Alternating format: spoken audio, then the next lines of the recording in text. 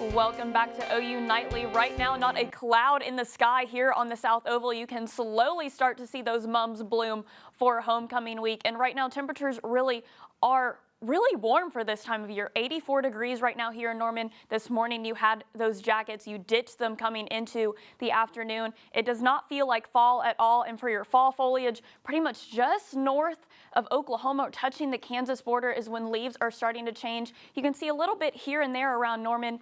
The bigger change is coming later in the coming weeks. Right now, 84 here in Norman, 84 Oklahoma City, 88 down in Lawton. It is not fall-like temperatures at all. Feels more like summer, definitely not homecoming weather. And right now, a 9-degree temperature change compared to yesterday. 10 degrees warmer in Oklahoma City. We're just getting warmer before we get colder, and warm temperatures and very strong winds, especially up in the Tulsa metro, is why the Tulsa area is in a red flag warning going into 8 o'clock tonight. So something you want to keep in mind.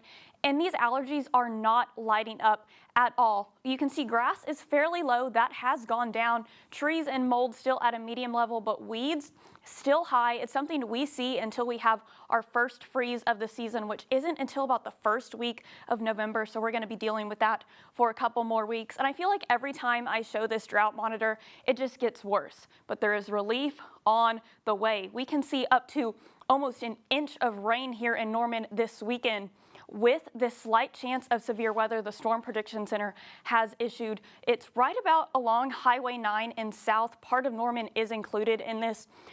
Hail and wind is going to be the biggest threat. We're not strangers to hail events in October. It's something we know all too well. I don't expect any large hail like we saw last October, but timing this out, the football game is fine. You can see 6 o'clock temperatures or rain starting to pop up. About 9:30, you can see right here, storms starting to fire up. 10:30 here in Norman. They're going to push out across the area.